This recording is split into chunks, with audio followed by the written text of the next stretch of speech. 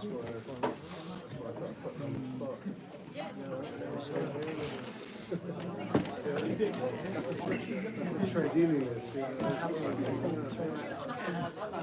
so you know, the bar is open for your pleasure as well. Discounted drinks. Have you got a microphone? We can't hear you at the back. Yes, we'll switch it on in a minute. Thank you. Sorry. It's IPA, so it's only 3.4 anyway.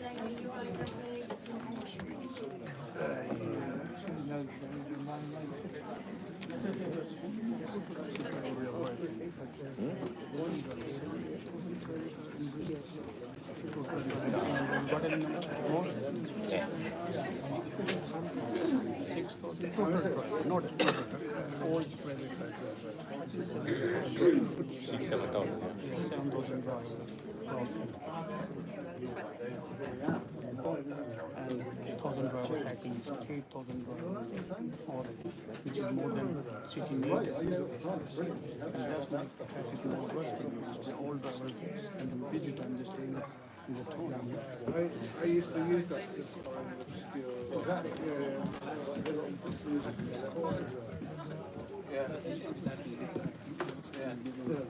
Road's got relegated.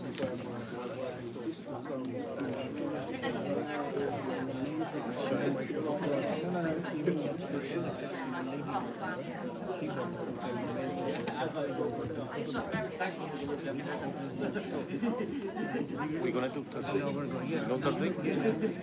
Thursday we're gonna do like 10 o'clock.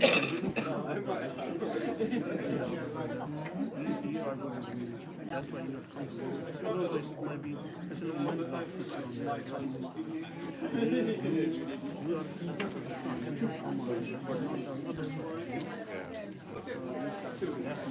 as well.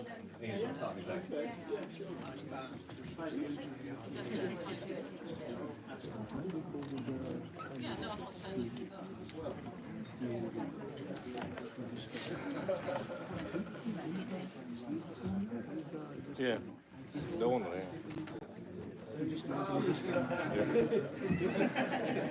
Give it that half a penny.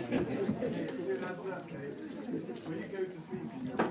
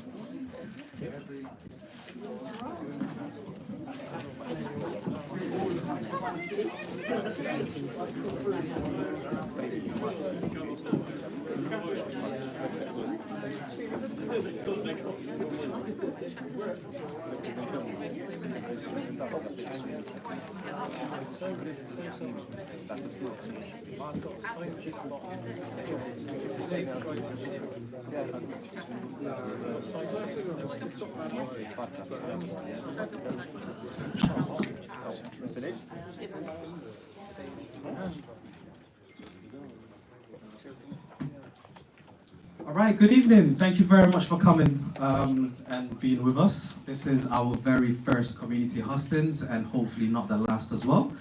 We just want to say thank you very much to the candidates for being so generous with their time, as well as the Broadmid Club for hosting this event completely free of charge as well. So we really do appreciate that. Acorn for supporting us with logistics, emails, all these sorts of things. So we really appreciate your support and helping us put hopefully a successful event by the end of this evening. So just a little bit of an introduction. Myself, my name is Shaban. Myself and a few other people have gotten together from the local area to put together the Lawrence Hill Neighbourhood Forum, which is something that is desperately needed for this area so that local residents, those ones who are more often than not overlooked or ignored by institutions and the powers that be, to have a platform and a voice and hopefully some accountability for the winner of this mayoral election. So without any further ado, we'll get started. What we'll do is have a candidate's opening statements. Each of them will last for about 3 minutes. Just because you're closest to me, Mary, I will pick on you and we'll just pass down the microphone and I'll wait at the end to collect it from you all, if that's okay. Thank you very much, everyone. Hopefully you have a lovely evening.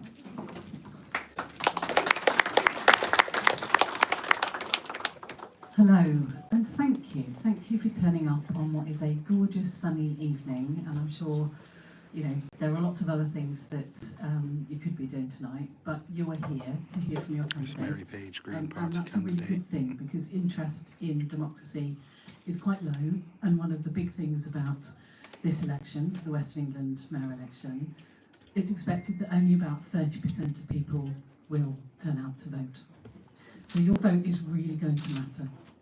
It could be just a few thousand that separates the result between all of us. We're all polling very similar sort of percentages, around 20 to 30, 20 to 25% of the vote. So your vote counts. So I hope you do find whichever one of us that you like the sound of and you support them. I've got a plan for us to work together for West of England. And it's based on a nurture and needs. So I'm from the Green Party, so you'd expect me to want to focus on the environment first. But it isn't necessarily the big picture. It's not about net zero. It's about having clean air, clean water, and a safe and warm place to live. We all deserve that. We deserve decent housing.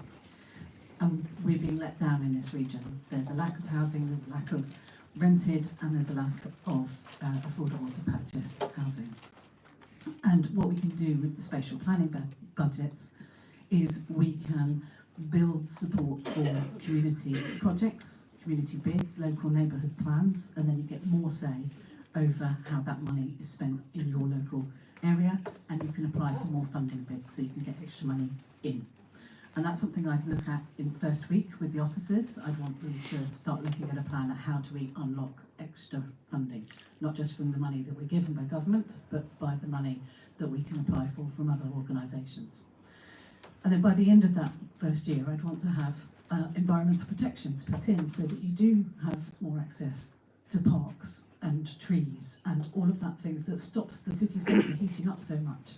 Because when we lose those trees and it's just hard concrete, we get hotter and hotter cities, and then it's not particularly pleasant, and you get more pollution. And it's a really brilliant natural filtration system to have the plants and the trees taking out the pollution. And then for the nurture, I believe wholeheartedly in supporting communities. I've spent the last job I did was working in Shirehampton Jobs Training and Enterprise Hub, another marginalised and deprived community, money there from the Port Resilience Fund, in order to support people who were coming in, maybe sometimes for just a cup of tea, sometimes it's they want benefit support, and sometimes it's a fuel voucher or it's a food bank voucher.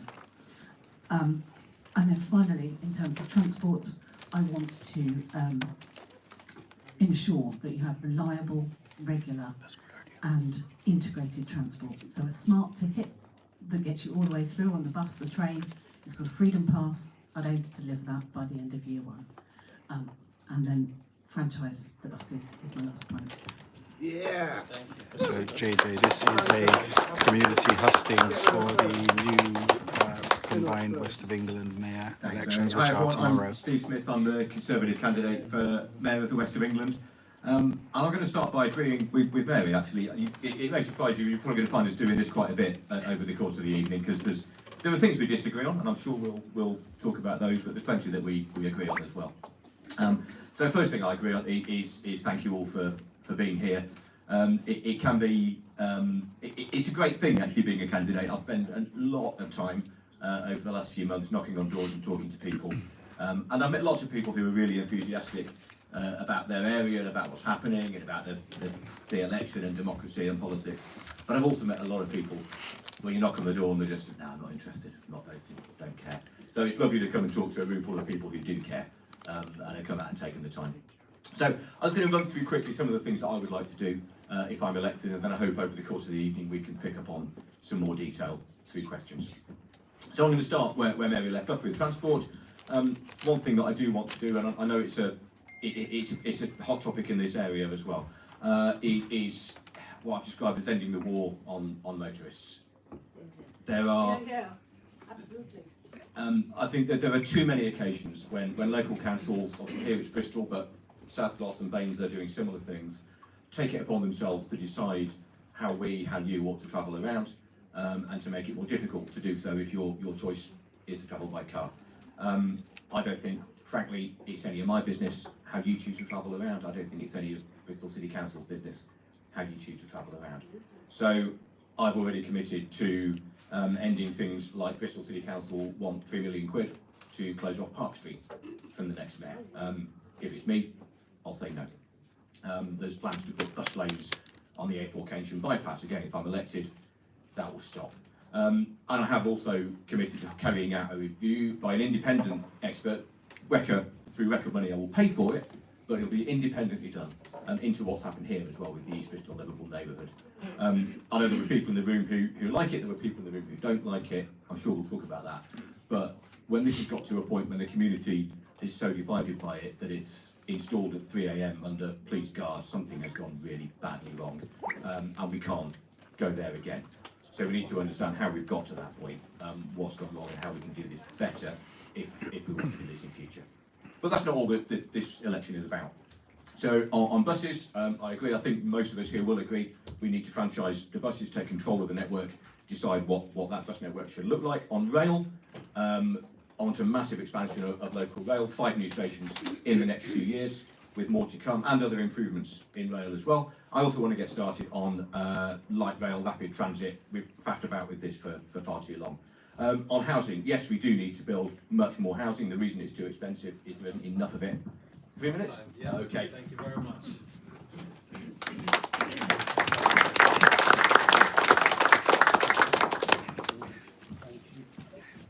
So my name's Ian Scott, I'm the independent candidate, and I noticed there was a pledge to sign tonight with regards to the poverty based in the fact that it makes us one of the bottom deciles in the country for poverty. So I don't have a problem signing it, but I said you need to add St Anne's Park to it. Now the reason I said that is I grew up on the St Anne's Park Council estate, and we used to believe there we were really poor. It's one of the few places I know didn't have a church, didn't have a pub, and didn't have a proper football pitch. We used to come over to the Nefferman play and Langton Court. I do have to plead guilty because we came in from a Rovers match once and seen all those lovely cornets on the Nefferman that used to be left out on a Saturday night for the Sunday morning football.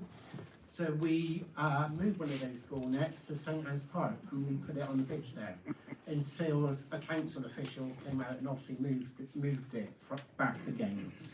So I grew up here. I went to St Anne's Park School in Lichfield Road where I grew up. I went to Redfield Lower School, and after 1 year they moved us all down to St George School on Russelltown Avenue. So I was there 1974 to 1979.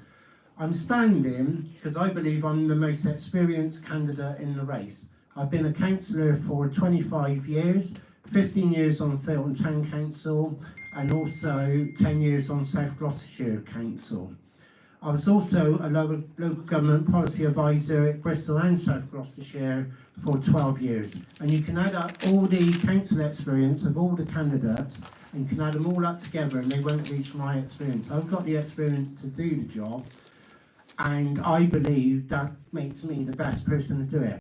I'm going to address the elephant in the room, the traffic measures here. Look, I've been around councils enough to know if you've got 6,000 objectors, and I believe the petition has reached 6,313 at the moment, and I understand that's a live figure, you've got a problem. We've had that in South Gloucestershire. We had it over a place called Iwood Road, which runs from the A38 up to Cribbs Causeway. All the Patchway residents didn't want that to go through. I supported the residents there, and the Tories and Liberal Democrats voted for that to go through. I've also voted against loss of the Greenbelt at Hallwood in Patchway, and again then, the Tories and Liberal Democrats voted that through. I've also voted recently against the Greenbelt loss in east of the Ring Road. And again, different people there voted against that lot, to get rid of it. It was Labour, and it was also... Last time. Thank you. Thank you. Brilliant. Well, hi, good evening. I'm Ollie Henman. I'm the Lib Dem candidate for the West of England Mayor. And like the others, I'm really, really glad to be here and to listen to you. I fully agree that our democracy is really crucial, and I think it's particularly challenging at the moment because so many people are feeling that they can't necessarily engage, they don't necessarily trust what's being said, and I think it's really important that we do come, that we do listen, and that we are open and accountable. That's a key part of democracy, and I have to say, one of the other candidates has not been to a single hustings, so I think that shows you, whether they're committed to actually listening. My own background, so my mum's from Brazil. I've actually worked with development, sustainable development in many different parts of the world. I fully engage and understand the crucial nature of working together, creating collaboration, creating opportunities for dialogue, and I think that's what's been missing in quite a few of the decisions that have been taken by the West of England Authority. I think it's been too distant, hasn't been engaging, hasn't been open. I would fully commit to making sure that we open up those processes, that they are more accountable. I think that there are at least 3, if not 4 main areas. You've already heard some of the other candidates highlight some of those. Transport clearly is one of the big ones. We know that that is a huge budget that the West of England has, and that budget has not been very well allocated. There's been gimmicks like the birthday bus, there's been the attempt of the Westlink on-demand service, which from what we understand doesn't actually show up, which makes it very difficult for many communities to be connected. What I want to see is a reliable and affordable bus service that actually gets people where they need to get to. I would look at the whole network of buses. I would also look at the franchising of buses to make sure that we actually deliver a joined up service. And I think linking that to light rail has to be the long-term aim, and I would put in place a plan to actually draw an investment to actually start to build towards light rail as well. And we've got a lot of disused railway lines that could be brought back into use all around Bristol, connecting through to Bar, to Keynsham, to the Summer Valley. There could be a much more integrated way of getting around. Secondly, on housing, I am really proud of the fact that as a councillor in Bath and North East Somerset, we are building social housing again for the first time in 30 years. I know that that's the plan also here in Bristol, and I think there's a real opportunity at the moment with the linking across of the 3 councils to actually deliver more social housing and to get more investment into that social housing and into genuinely affordable housing. And my last point, I know that time is running out, is around skills, and I'm sure we'll get into this as well. So the West of England has a big budget available for skills. We need to be providing pathways for young people to actually find opportunities, whether it's in the industries that are out there. So thank you. Okay, guys, so that was Mary Page Green, Party Councillor, Thank you for Steve sticking Smith, with me, Conservative, thank you very Ian much. Scott, Independent, and What Ollie we'll do Henman, next Liberal is to Democrat. actually carry on talking a little bit about the forum itself. This is a good opportunity not only for the Just to steering let you know, members you've got Helen Goodwin, Labour ask the candidate, who question, didn't also arrive, introduce themselves, their Aaron experience, Banks, a Reform and, UK candidate, who also yeah, didn't whatever else they arrive. want to say. We're going to start with Samira.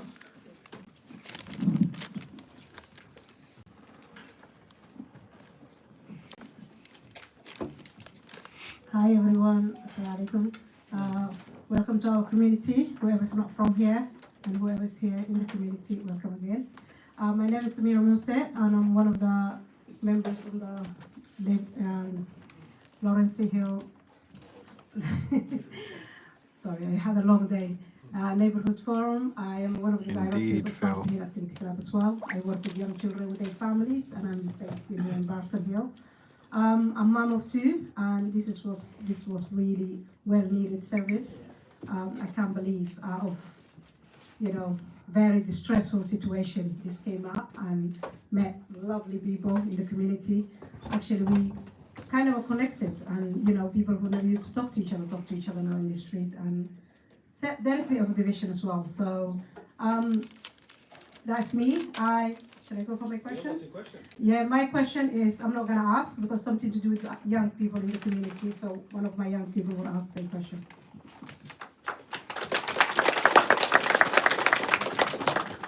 Hi, I'm Tahira, and I have a question for the people. When I turn 18 years old, I'm really interested in what your plans are for supporting young people in our community. What specific opportunities like jobs, education, arts, training, or youth programs would you like to create or expand if you're elected?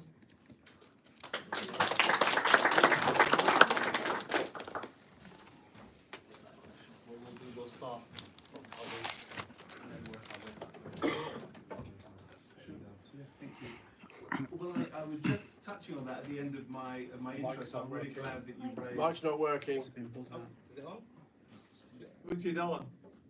Is it the same one? Go on. It's not working. Yeah. Okay, so there we go. Back in action. That was one of the points that I was just finishing on in my intro, so I'm really glad you raised that about the importance of skills and training. So the West of England does have quite a big budget for skills and training, and I think there's a real opportunity here to improve that pathway. So whether that's through apprenticeships, whether that's through training, we need to look much more cleverly at how we open up those pathways for people coming through looking for their new opportunities, whether that's in net zero construction, for example. I've been told that there aren't enough people to actually put solar panels on the buildings that now need the solar panels. That is a huge growing industry. Whether that's in the creative area, I mean, Bristol has a huge creative sector. There are huge opportunities there. Whether that's in tech, I went to see the new AI supercomputer that's being built here in Bristol as well. There's a lot of spin-offs around that and a lot of opportunities. So I think there are opportunities out there, but it's about providing the links. And what the West of England has not been very good at is connecting the training with the employers. So making those bridges to actually provide the pathway would be a big priority for me.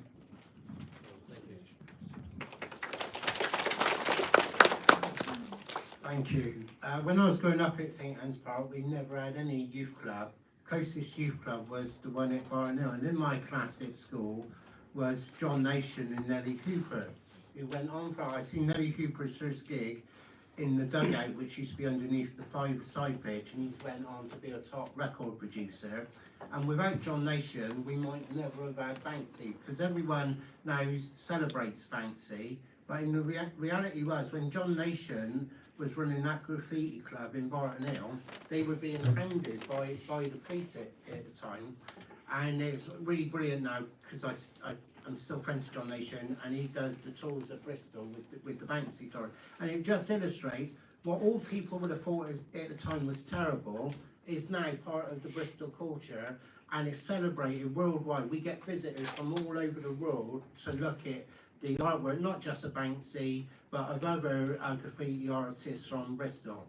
In my day job, I work for a national education union. I deal with schools and colleges, mainly in Wiltshire, but I used to deal with City of Bristol College as well, and I negotiate pay. And the first thing the principals always used to say to me, FE isn't funded enough. They don't get enough money. Schools say the same, but in all fairness, schools do get more money than FE. So for this local area, I think the St George School, which is now City Academy, in terms of what they can provide, in terms of education, is absolutely key, and I'll be more than happy to work with local youth provision and the schools to make that offer even better in the future. Thank you.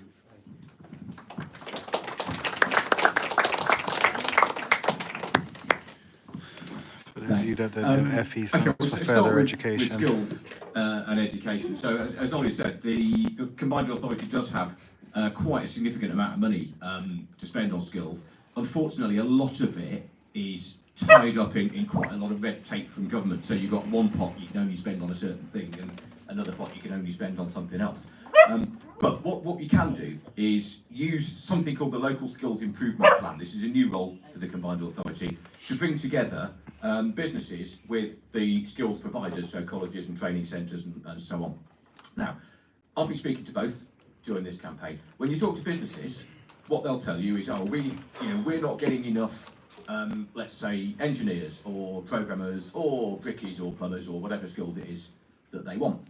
And when you talk to the colleges, they'll say, yeah, that's fine, but education isn't just about turning out the skills that businesses need. That's important, but education is also about allowing young people to follow their passions and do the things that excite them, and follow the path that they want to follow. So I think there's a really important role for the Mayor of the Combined Authority in actually trying to bridge that gap and find the right balance between, churning out, giving people the skills that businesses need so people can access good jobs in the future, but also allowing people to follow their passions and study the things and do the things that they want to do.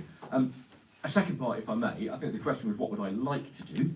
One thing I would like to do that at the moment isn't possible because of the way the Combined Authority is funded, is put much more focus onto open access youth work. Now, in a previous life, I was chief executive of a charity called Young Bristol that supports youth clubs all over the city, and I still volunteer working with teenagers now, and I love it, and I'm really passionate about the value of open access youth work.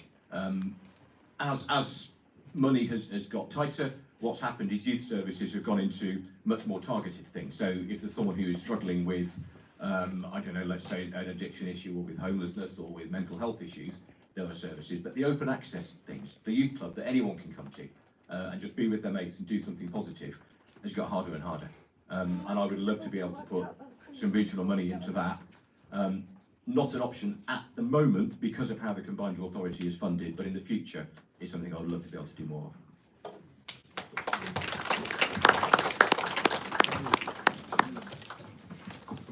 So, thank you very much for the question, Tahira. There is £90 million, I think, for the skills budget, and a specific £5 million for the 18 to 21s. So actually, there is some flexibility around that. And the reason they've got that in is because despite back in, the 2000s, when Tony Blair, the Prime Minister, said education, education, education, what we got was 13 different education acts at least. And yet we haven't got something that is equipping young people for work, for life, for society. And so young people, I think, are being failed because there is not that progression. And in particular, care leavers are being failed because they get to that progression of being treated as a young person, and then suddenly you're in the outside world with no support. So there is lots that we can do to support people who are care leavers. Perhaps you've had an illness when you're at school and you haven't got the education that you needed because you've taken time out. Perhaps you had a disability that's made it really difficult. Perhaps you come from a new community and English isn't your first language. If we put in, and that's one of my pledges for the end of the first year, I want to ensure that we raise the levels in adult English, maths, digital skills, because just because you're young doesn't mean to say you know how to use a mobile phone. Not everybody does, and not everybody has one. And the reason I know that is because I was a Universal Credit work coach in the pandemic. That's not my background, but I went to do that because needs must in the pandemic. And we were giving out mobile phones and laptops to people because they couldn't, access a digital online world, which meant they were excluded from society. And that's what I heard, and that's what I'm all about. I want to make sure we are inclusive.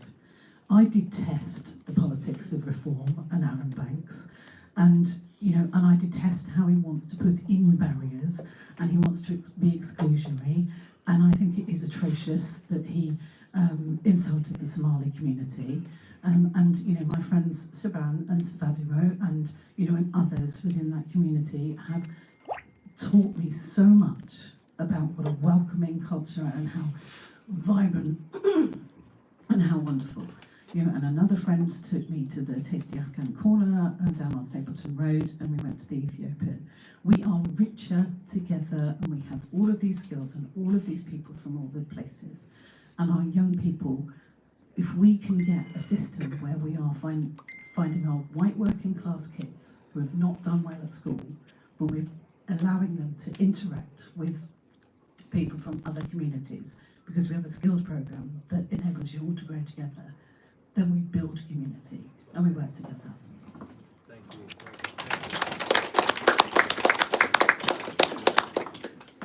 Thank you very much. We're going to move on to our next member, our valued one, Stuart Phelps. Good evening. I'm both the steering committee member for the Neighbourhood Forum, and I would very, very seriously say, if you live in the area, please join the forum, because the whole purpose is one person, one vote. I'm also a fellow of the Royal Society of Arts, Commerce and Manufacturers. And wearing that hat, my question to the candidates is, if elected, will you join in with the Neighbourhood Forum, the RSA, the Bristol universities, one from Hong Kong, one from Taipei, local businesses, and most importantly, the community, to put together a local prosperity plan, something which your colleagues in the East Midlands are just embarking on, that will bring together a community-centred approach to development, rather than sadly what we see in Bristol at the moment, which is the developers move in, flatten it, build student housing, and actually don't leave us with anything that benefits this community.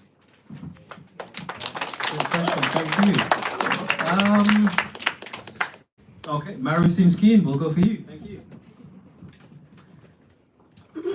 Well, it gives me a chance to sort of finish off that last point, because I'll use the last point to transition to the next one. Because the other thing that we can do with young people and the skills, but for all people and skills and work, is that I spent 6.5 years at the National Composites Centre, which is part of the government's high value manufacturing catapult that is designed to provide well paid good jobs to be kept in the region. I was working with DKN and Rolls-Royce and Airbus and these major manufacturers, plus innovators and inventors who are right at the cutting edge of technology. But we can also work, there's a charity that works with Barclays that provides skills for young people, and they go sort of top up skills into schools. So we can build these partnerships between business, between charities, between the West of England, between the local forums, and then we get those four legs of the table in order to sort of build it and work together. Community has to come from the bottom up. It's not the reason the regional spatial plan failed was because that was imposed top down on top of communities, and so we don't get the wealth creation is done at the top.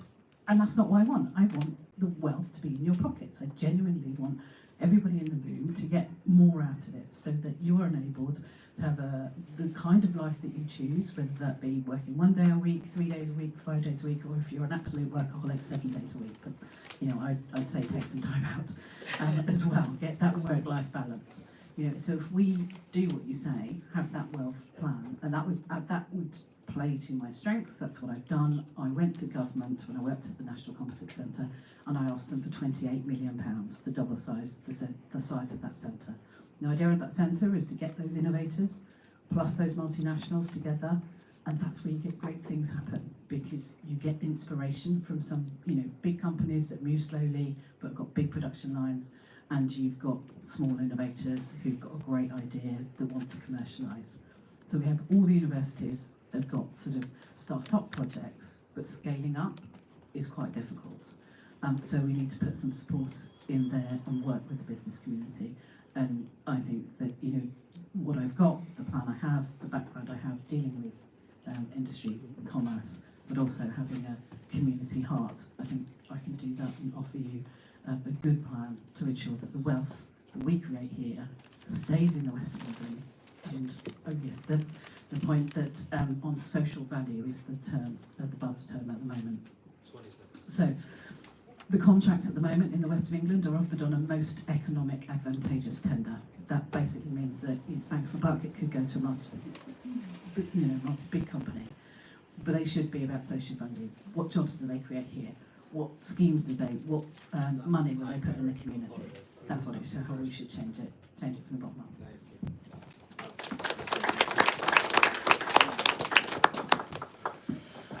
Yeah, thanks, Stuart. The question was about a prosperity plan. Prosperity. Yeah, and you referred it as well in terms of spatial planning. I think what I'd like to do, if we can, is pick up on the economic development side of that, if that's okay. I think it all feeds into part of the same thing. And I've made no bones as we go through this campaign in saying that my view, in fact it's not just my view, it's actually written into the law that establishes the combined authority, is that layered over all of the many roles that it has in terms of transport and skills and other things, and planning and housing, the overarching mission of the combined authority, its job, its purpose for existing, is prosperity. It is to grow our region's economy, and all of the other things that it does feed into achieving that. And that's something that I believe has been missing. I think if you walked into the offices of the combined authority today, or walked into any of the three member councils, and I know there's some councillors in the room, and asked them what the combined authority was there for, I think you'd probably get a lot of very different answers, because that central purpose isn't there. And I think that purpose is to grow the economy. And I make no apology for that, because I think it's something that is hugely important. In this country for the last 20 years, and this is under governments of my party, under Labour governments, I'm not making political points here, the size of the economy per head of population, which is the figure that really matters, hasn't grown. And that means people's living standards haven't improved. It means that, from the point of view of the public sector, we keep hearing, perhaps particularly from my left, that the government needs to spend more on this and spend more on that. And I don't disagree, but in order for the government to have that money to spend more on things, we need to grow the economy. It's so important, it sits under everything else we want to do. So, the way that I want to do that is to work with a range of businesses, not just big businesses in the centre of Bristol, but small local businesses and voluntary sector organisations as well, to make sure that when the combined authority spends money, it is spending it in the best possible way to achieve that aim. That when we invest, whether it's investment into transport, investment into skills, investment into other things, if you're investing into, let's say, investment into land for housing, really mundane things, installing water and sewer pipes to enable the housing development to go ahead. We make the investments that best allow us to grow, to deliver that economic growth, to support business, to create jobs, to create prosperity, because that's the way that we pay for everything else that we need to do. The combined authority has quite a lot of money. It's something like 380 million quid in the next year available to investors. Some of that is tied up for certain things, some of it's more flexible. But yeah, you can only spend that money once, and if you spend it in the wrong place, it's gone, and you can't use it to deliver that fundamental aim, growing the economy, creating jobs, prosperity, and improving living standards for everybody. Thank you very much.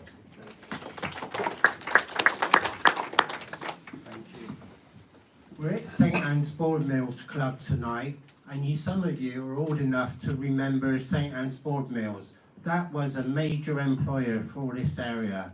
Next to it was Marden's, that was also a major employer, and there was Lysets along the feeder that was a major employer as well.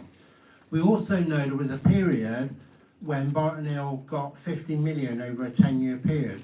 And I think a lot of the residents didn't feel that 50 million was best spent there, in the sense that a lot of that money just ended up in officers' wages and not enough into local facilities. But I have to say, compared to other areas, they didn't even get a chance of that 50 million. Now, there is a massive economic question on this election this week, because we should make apologies about the economic growth here. The west of England, outside of London and South East, is one of the few areas that's a net contributor to the British economy and to the British Treasury. What I say to the government, not politely, can we have more money please, like Oliver, I say we deserve that money, we want it spent back here. So we have the economic growth, we need that money to be spent in the west of England. 16th of December 2024, a few months ago, the government issued a devolution paper, said that West Yorkshire is in the first tranche of integrated funding. Why aren't we in it? We give more money to the Treasury than West Yorkshire, we deserve to be there as well.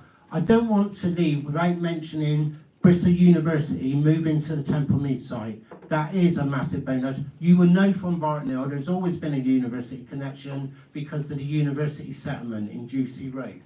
We need to work with the university to see how they can help us grow jobs in this area, but Bristol University should be a major employer for this area as well. Thank you.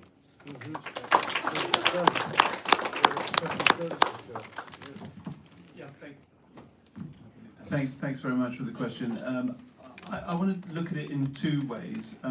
Firstly, I agree with much of what's been said in terms of better partnerships. I think we absolutely need to have much clearer partnerships with many of the businesses that are in our area. I mean, we're fortunate to have some huge employers and some very inventive, enterprising, ingenious organizations like Airbus, like the AI Centre that I mentioned before. So we have these world-leading industries in our area, and I think there's been a lot of focus on that. But I think where your question is going is to say it's not just about the big boys, it's not just about growth in that traditional way, because unfortunately the growth has been concentrated in the bigger players and hasn't actually reached the smaller parts of our economy. And I think that's the key, the difference between prosperity rather than just growth. And I think you're absolutely right to focus on prosperity rather than simple economic growth, because that's the problem. We've seen economic growth, but it hasn't benefited the majority of people. So the second part of my answer is really, how do we then build that shared prosperity approach? And I really welcome what you mentioned before in terms of how the Neighbourhood Forum itself is structured. I have a background working on participatory budgeting, which you might have heard about as well, which is all about how you allocate a budget more fairly and involve the community in actually setting the priorities for that budget. So why not allocate some of the West of England budget directly to community decision making and actually bring the community in to share that decision making, to share that design, because that way you allocate the resources much better, and actually it's much more efficient use of resource than someone sitting in wherever it is in the WECA office deciding how the money should be spent. And I think that would help us to unlock so much more potential for this community and for many other communities all across the region.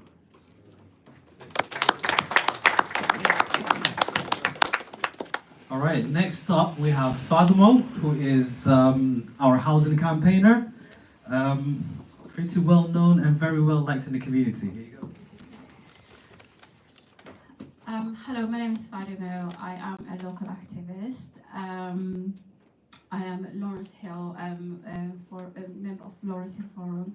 So please do join us. We are very strong-minded people, and we stand up for what we believe, and we've got the backbones. So my question is, given the acute level of overcrowding, deprivation, and poor quality social housing in areas like Lawrence Hill, what specific commitment would you make to help out those families? And how would you ensure that development prioritize the needs of existing low-income, multi-generational household rather than focusing only on market rate housing that risks further displacing vulnerable communities?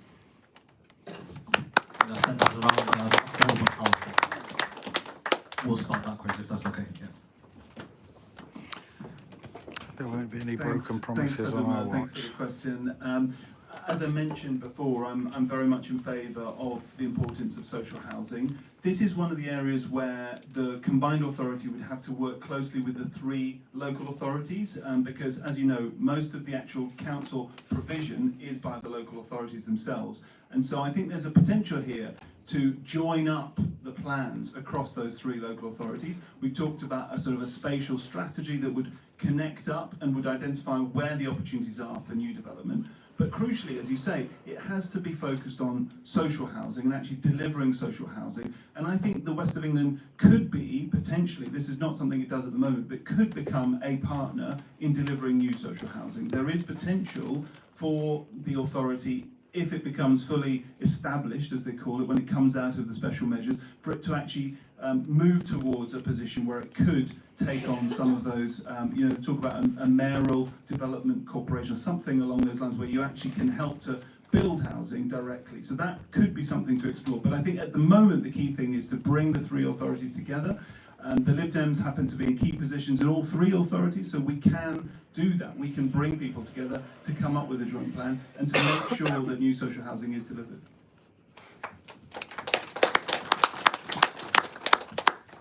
The St Anne's Park estate was built in the 1930s. Now, what's significant about the 1930s, not only were there lots of council estates, I live in Filton, so the Southmead Council estate is roughly the same age period. But what's significant about the 1930s, we did that during the Depression. In the 1950s, we were bankrupt because of the Second World War. And then we had a second house building programme, so places like Lockleys got built.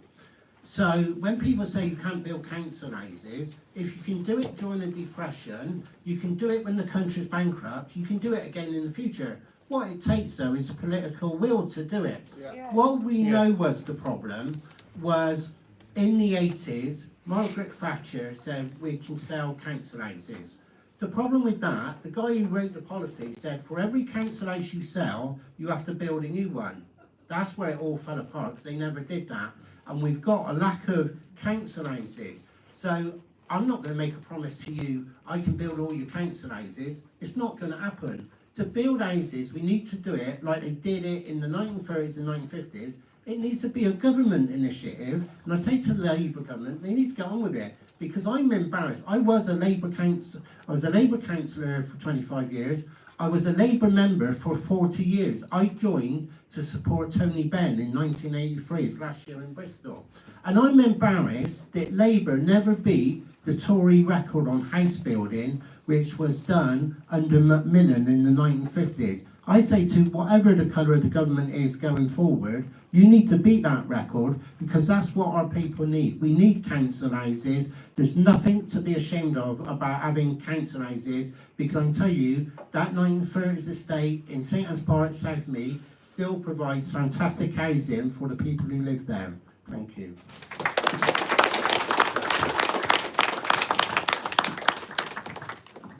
Yeah, I'm going to agree actually with a lot of what's already been said. But there's one word, when you talk to people who work in housing, whether it's in councils, in housing associations or private developers or whoever it is, one word keeps coming up when you ask them how to sort this, and that word is partnerships. And it's quite sort of an easy catchphrase to throw out there, but it really matters. It is the way that you get things done. The combined authority can't fix this by itself, but it can work with others to help. And yeah, that means first of all working with the 3 local authorities. It is the 3 local authorities, not the combined authority, that actually manage the housing council and social housing and that allocations process. It's also the local authorities that manage their own individual plans in terms of what gets built where. Although several people have already referred to the combined spatial plan, which essentially is the combined authority bringing together those individual council plans into a bigger, higher level plan, looking across the whole region of where we can have more housing, where we need where we put the infrastructure, the roads and everything else that support it, where businesses can go to create new jobs, and so on. So that's one part of the partnership. Another is with government, as Ian said. The funding for building large numbers of homes will need to come from government, although I would point out that, as I said before, just demanding that the government has to spend more on things is easy. Actually finding the money to do that is where, going back to what I said before, that's where economic growth comes into it. We have to create that wealth to be able to do it. Government can't just magic money out of the air. It also means working with developers. Now, you know, there are some bad developers out there, but there are some good ones as well. And there are developers building things in the region now that are innovative and that do include not just actually affordable housing or social housing. That's part of it, but include the community building, the infrastructure, the placemaking that goes with it. One good example, I think, is what's just getting going now at Brabazon, which is the old Filton airfield. They're not just chucking a few hundred houses in a field and going away. They're building a town there with everything that goes with that. And it also means working with social housing providers. So Ollie's part of Bath and North East Somerset Council, and there's actually a great scheme. There's great work happening there with I think it's Pathfinder. I always get this word wrong, Ollie. Is it the Housing Pathfinder program? I think it's called. And that's actually being led by a social housing provider, and he's doing all of those things that I talked about, bringing together all the partners to work together to get all types of housing, but particularly social and affordable housing built.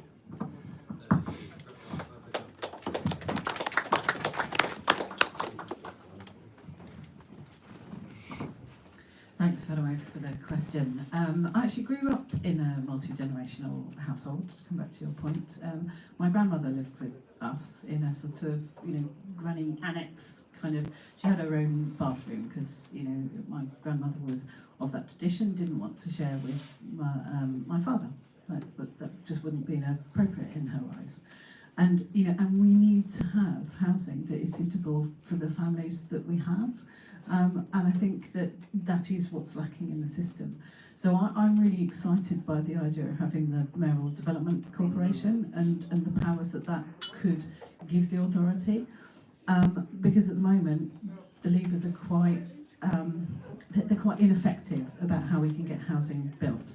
There are over 16,000 homes with planning permission in the region, but they're not getting on and being built, and for a variety of different reasons. Most of those are on 4 different developments, quite large-scale developments, and part of that is because the services haven't gone in.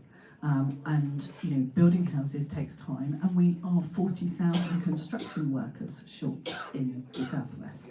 So we haven't even got the people to build it. My partner tried to get on a plumbing course in Bristol, couldn't get on one, so has gone to South Gloucestershire. There was a wait list of 40 people on the one in Bristol, and we're just not training people to do those skills. And so it comes back to all of it. And so, there are so many reasons why the houses that we need are not being built. A lot of the houses we have, particularly in private rented and even in social rented, are not fit to live in. There are 14 houses that are being sold off by Bristol Council that are council houses. There's been a lot of fuss made about, you're selling off council houses. I'd like to show videos of what those houses are like, because they're horrible. Nobody here would want to live in them. Yeah, okay, maybe it'd be better than being on the streets, but let's get that money in so we can fix up the houses we have got. So fix first, but again, that's not necessarily in the mayor's gift, that is in the control of the local authorities, all of them, to make their own social housing good. But what the mayoral authority can do is provide additional funding. Let's get houses retrofitted with insulation so that people aren't paying really high bills for their energy. Let's get solar panels on the roof. About Barton House? On Barton House in particular, I think you've had a terrible, terrible time. And actually, I'm surprised we haven't been there. And I would love to come. If I'm mayor, I'd love that to be one of my first places I come and have a look at and see the reality. I've had a really good walk around East Bristol Liverpool neighbourhood today, and that's what I want to do. I want to fix it. Thank you very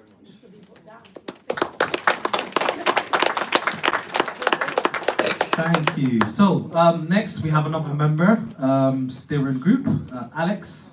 He will introduce himself as part of the group season as well. Hello everyone, my name is Alexander.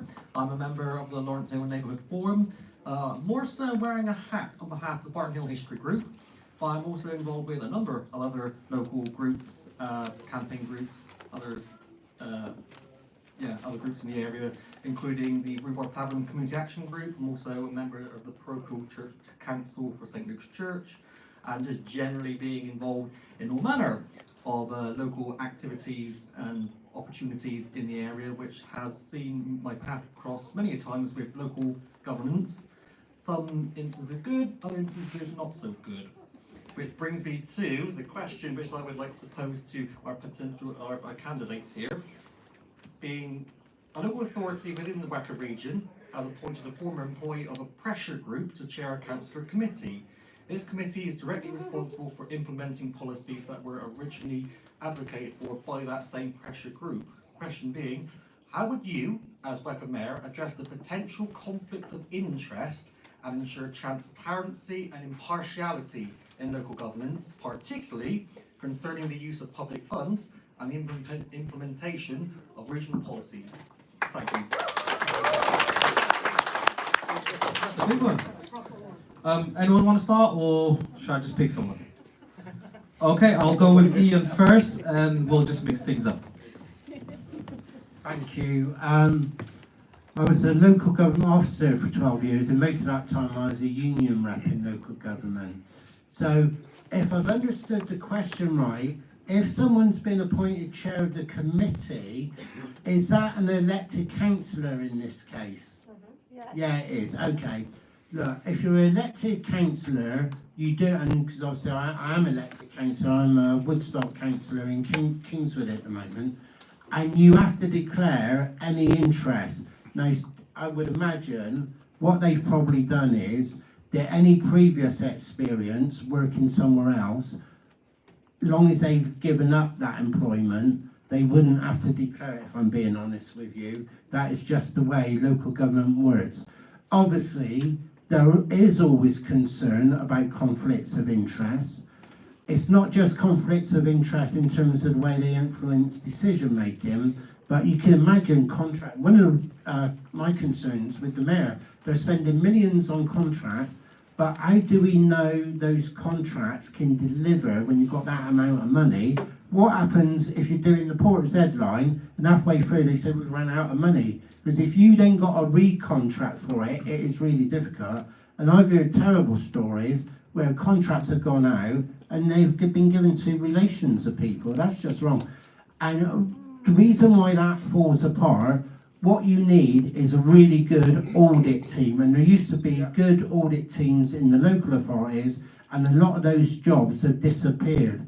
And it's short-sighted, because if you lose audit jobs, those things can go on. So on your particular question, if they're a chair of the committee, they're an elected councillor, long as they've got no connections with their previous employer, I think they wouldn't have breached any rules on that. There is something called the Nolan Principles for standards in local government, and I would imagine they are compliant. If you're concerned, you should raise it as a formal complaint so it's investigated properly. Thank you. Right. Alex, I think this is a question about the livable neighbourhood, isn't it? That you're referring to. Okay. Right. So I don't want to talk about individuals, partly because some of those people are in the room, and I don't think it's fair when I've got a microphone and they haven't, to talk about anyone particularly. But what appears to have happened here is that the council decided that it wanted to do a livable neighbourhood. At 3 a.m. And well, yeah, that's where we ended up, absolutely. And I remember being in meetings when I was a councillor. I'm not anymore, but I was a councillor on Bristol Council up until last year. I remember being in meetings when this was being discussed. Before they decided where it should go, the council wanted to do a livable neighbourhood. Well, indeed. So they then came out and started doing consultations, apparently. Indeed. Can we let him finish, please? Yeah, that's right. No interruptions. But it didn't. Not yet. The problem was it didn't really seem to matter what anybody said, because the council had already decided that what it wanted to do was a livable neighbourhood, and the broad outline of it was always there. And whatever anybody said in the consultation, the answer was always going to be a livable neighbourhood. Let's have some bus gates, let's have some one-ways, let's have whatever. That was always the plan. And I do think it is wrong to start with the answer and then design a consultation to give the answer that you always wanted in the first place. This isn't the first time I've seen a council do it, but it is, as I said in the beginning, where we've ended up with this when it's become so divisive. And what happened a couple of months ago with contractors turning up at 3 o'clock in the morning. I think it's probably the worst example that I've seen. So what I have said is that if I'm elected, I will conduct, or I will use regional money to commission rather than conduct. It's not going to be me doing it. An independent expert to go right back to the beginning of this and understand how this has happened, how we got from the initial idea of we want to do a livable neighbourhood, all the way through how it was conceived, designed, consulted upon, and installed, and how we ended up in the position that we did. And that's not taking a view that livable neighbourhoods are good or livable neighbourhoods are bad, but the way it's been done here, I think, has been, clearly, when you look at the headlines, you look at what's happened, something has gone very wrong, and we need to understand that. So I won't be putting any more money into any more schemes like this until we've done that review and we've understood exactly what's gone wrong and how to do it properly next time. And crucially, part of that is that it needs to be done with consent. There needs to be a yes/no question. Do you want this? And if people say yes, great. I mean, when I was a councillor, there were people in my ward that wanted it, and that's fine on a much smaller scale. But if people don't want it, then the council shouldn't enforce it anyway, and that should apply as well at the end of the 6-month trial.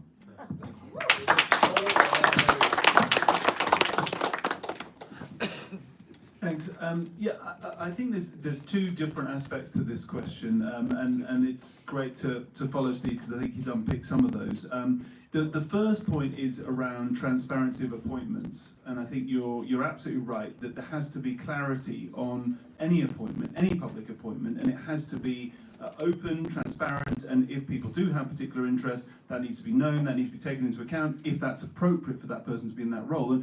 And I would say this also probably applies to some of the potential appointments within the West of England Authority itself, and I won't go into any of the discussions that have happened regarding that, but there are questions around transparency and ensuring that people go through an open process if they are being appointed. So that's one point. The second point is about then a process of whether or not a council has approached things in a genuine open manner when they look at doing a road intervention like the Liverpool Neighbourhood. And I am very, very committed, as I said at the beginning, to genuine dialogue and actually listening to communities and making sure that if there is an interest to do something, that is properly worked through, and if it is not something that is wanted by the community, not to do it. And I can speak from personal experience because in Bath and North East Somerset, we've been testing out some of the same types of schemes, and there was one planned in my own ward, and I hosted meetings much like this. They were more heated than this, I can tell you, and we had 4 meetings, 100 people came to each one, so big meetings, and it was clear that the overwhelming feeling in those meetings was that this design wasn't going to work. And so I was one of the councillors who said we should not go ahead with this design, and it didn't go ahead. And so I think we do need to take a step back and listen and be willing to work together. It's possible that we might look at other options in the future. We might go back and discuss, are there other ways of doing this? Because there is still a challenge with traffic in Bath, just as there's a challenge with traffic in Bristol. But we've got to design things that don't then disadvantage one community against another. And it's that balancing act that is always the challenge, but we need to be able to say, okay, this design's not going to work, let's look at another way of doing this.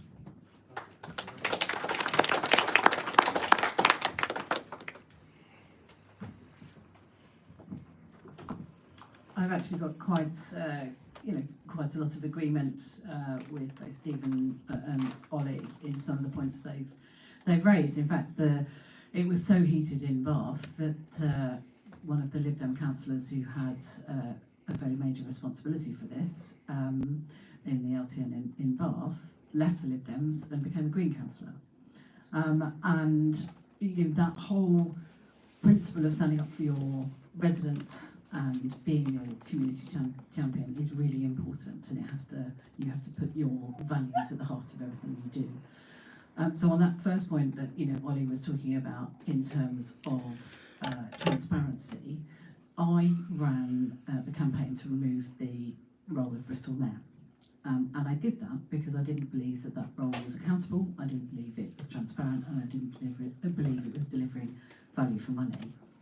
Now that the former mayor, Marvin Rees, has entered the House of Lords, it has come out that his company, 3-2, received significant payments from companies that he awarded contracts to.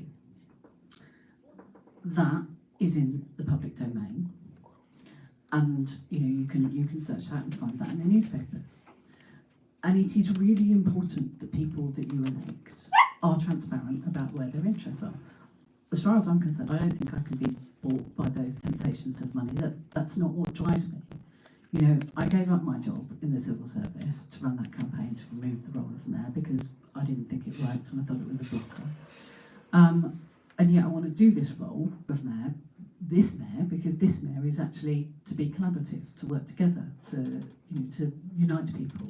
And so on that point of the East Bristol Liverpool Neighbourhood, from what I've learnt this afternoon, walking around, that there was a problem with Beaufort Road. 5,000 cars a day going down that, using it as a rat run. People there wanted a change. That's where it sort of started back in 2020 under the Labour Council. We are not where we wanted to be. I would not have, put on a personal note, I would not have sanctioned the police coming in at 3 a.m.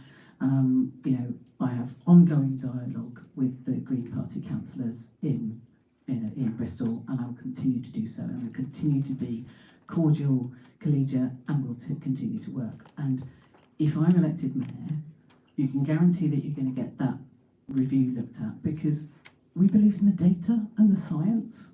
And if it's like what's working around the scheme, what isn't working around the scheme, I've had a big chat with Melissa today, about how we can make it better. That's what I'm interested in, because again, this division in the community, pitting one side against the other, that's not good enough. We don't want that. We want to unite, not divide. Sorry, your colleague was wearing that. That's conflict of interest. We'll go to Q&As after. Okay, next up, another member of our forum is Denise, and she'll introduce herself and ask a question.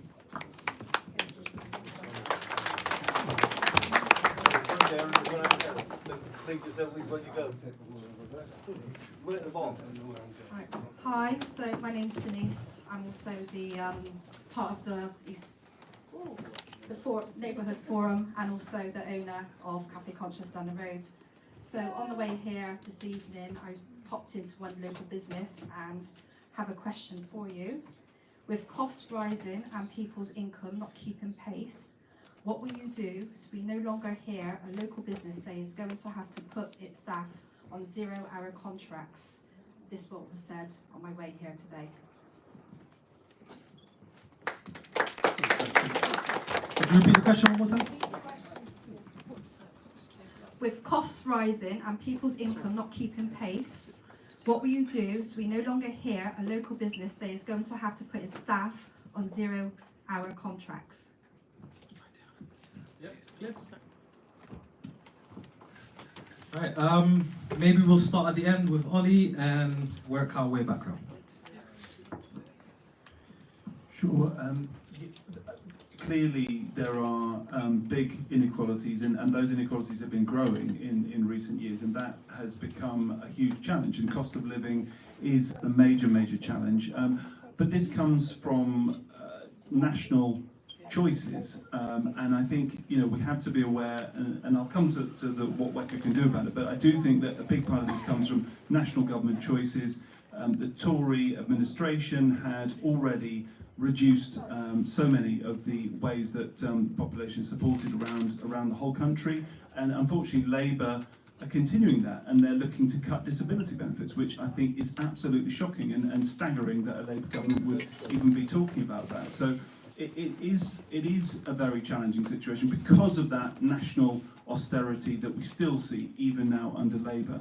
So what can we do locally? I mean, the West of England Combined Authority, it comes back to that piece around skills, training, providing opportunities, providing pathways into more meaningful, sustainable, long-term employment, the opportunities that we talked about around innovation, around tech, around creatives, but also trying to make life more sustainable in terms of the community. So how can we support local food production, for example, so that people can support each other, they can grow, they can share, they can have a market for their own food produced within the area. We know that there are ways to identify ways to bring the cost down for those everyday products. And if we can work together, I think we can help to both provide more income, but also to provide ways to bring the cost down for everybody's life.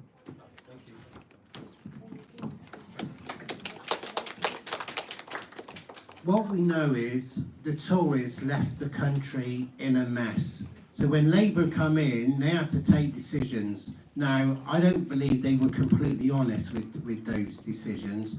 I think when they spoke about national insurance, I think people were quite shocked. They're out of the blue. They then put national insurances on small businesses, and actually some charities, some people who run care homes are struggling now as well. And what Labour had promised was we would take it off the broadest shoulders. Now my brother still lives in St Anne's Park, he lives in an old people's home in Wharton Road. His income was £30,000 a year, and he lost his winter fuel allowance. Now I don't believe anyone under £19,000 a year is the broader shoulders. When we know there are filthy rich people in the country who could take that money from. So unfortunately, Labour are going to suffer because of it. They're going to suffer this Thursday actually. I'm not surprised people are jumping on the bandwagon in working class communities in the north, and they're going to support reform. Now that's a terrible situation to be in, because those people naturally would have supported Labour, but feel Labour are not just attacking the rich, they're also attacking the poor. Now on businesses, I think it's important to remember that whilst they are facing additional costs from things like national insurance increase as well, some of these decisions are local, because I know Denise, for example, Cafe is under pressure now as well because of the livable neighbourhood decision. So I'm not going to blame that on the government. I've got to say it. I'm going to blame that on the Greens for doing it here. And people are right to point out that originally that scheme, when Labour was in charge of the council in Bristol.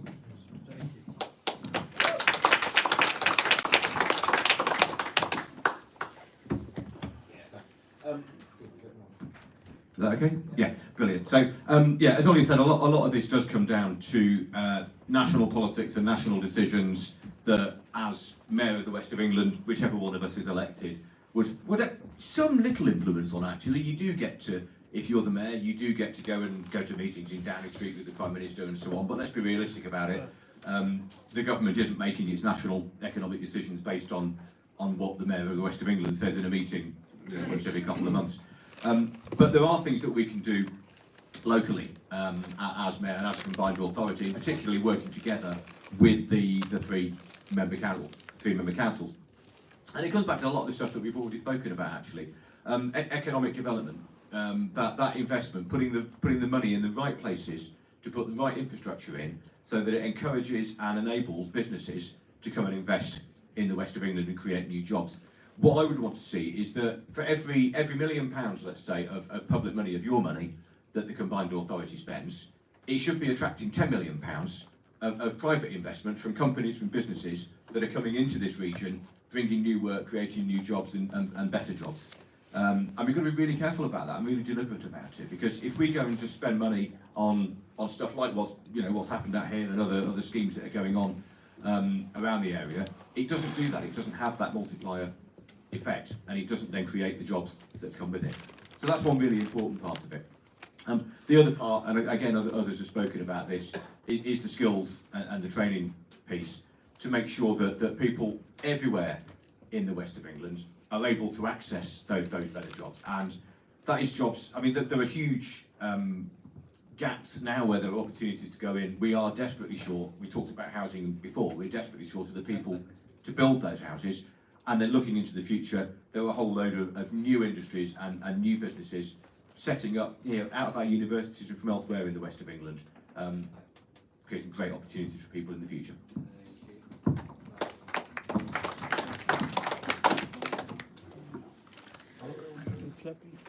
It wasn't just under the Conservatives that, we're having a terrible time of austerity. It started back in 2008, where Liam Byrne, Labour Minister, said there's no money left. Liam Byrne was also the person who used the hostile environment for the first time, which Theresa May then went on to sort of say that, refugees and asylum seekers were not welcome here. I reject the old two parties. They have lost the people. They fail to represent you. The Green Party, for all that we are new, we are very, very committed to you having more money in your pocket, and for those who can afford to pay, paying more. £10 million is a lot of money. We would want to tax anybody who has £10 million 1%. If anybody's got £100 million, we would want to tax them 2%. That's where the money should be coming from. Particularly because those people who've got all that money, that's in an offshore bank account. It's not doing anyone else any good. It's not being spent in the local shops around here. Anybody who's on benefits, anybody who's an asylum seeker, anybody who is working, we're all spending money locally. Our hard-earned cash goes to our friends, our families, everybody around us. We are creating wealth, and this comes back to this sort of prosperity point, and and green growth. That's what we want to support. We want to. It's a social contract. It's a green contract. The average salary in the green tax sector is £43,000. So there's all that can be done in terms of that. And PIP, your personal independence payment, is not pocket money, Darren Jones. That's who I stood against in the general election. I came second to Darren in Bristol North West. We never expected that. And I intend to keep chasing Labour down until they go back to their values, because that's the only way that they will do a wealth tax. Okay, what we'll do, we'll pass it on to Melissa, who is our disabilities champion.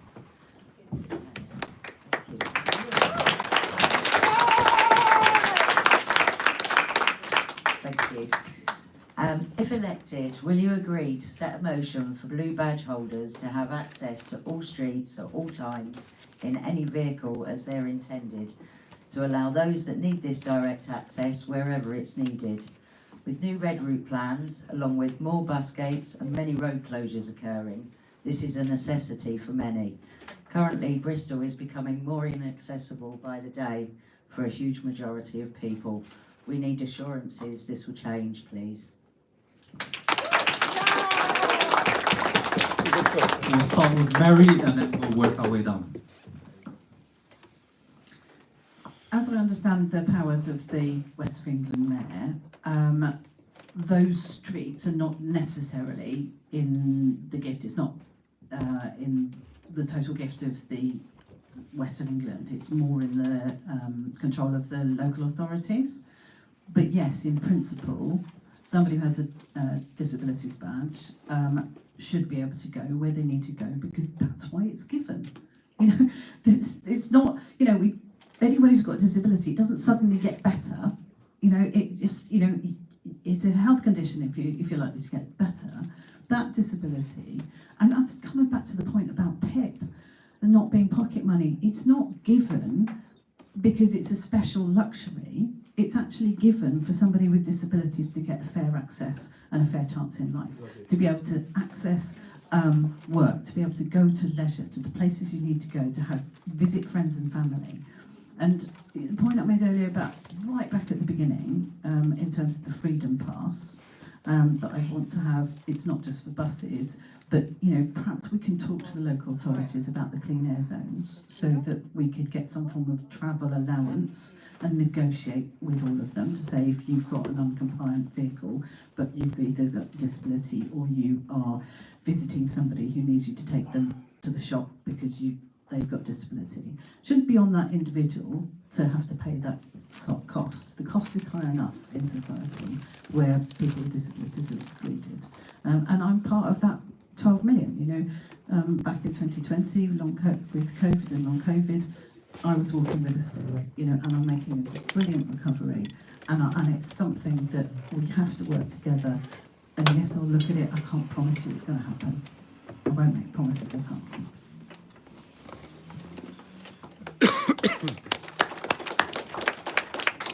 Okay, I think it's going to be quite a short answer. Yes, absolutely, of course, blue badge holders should be able to get to where they need to go. I think Mary is right, though. It's not something that whoever is elected can just give an instruction and do. It's down to the individual local, because it's the individual councils that are responsible for that, and the mayor can't just tell the council what to do. Oh, we can, yeah, absolutely. Yeah. Yes, so of course I can liaise with them, I can put pressure on them, I can ask them, but yeah, okay, of course we do all those Excuse things. me, point of information. It is the WECA money that is building bus gates that is stopping the people being able to get into roads. So yes, you do have You're going to get asked to control leave in a minute. Excuse us. over, you do It's have not control. public Q&A. Thank you very much. Let's let them finish.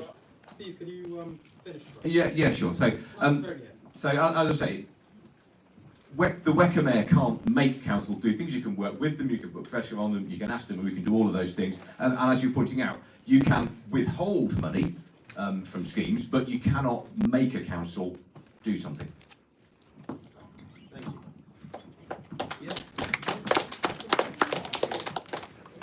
not only do we need to make sure that the bus gates, people can get through when they need to get through, and they've got grounds for doing it. That also includes fire engines. I understand there's been a problem with that here as well. So how much consultation the fire authority, I was a member of the fire authority for 4 years.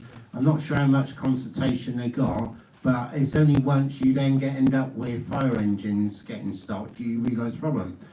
In one sense, look, it's 2025, surely we've got technology, we've got number plate recognition. Why can't you simply give your number plate to it? So not only do they recognise buses going through, but they also recognise you've got a need to go through. But that's not going to work everywhere, because when I looked at the, is it Victoria Avenue? It's not a bus gate, you've got a big box there. So how's that box going to get lifted?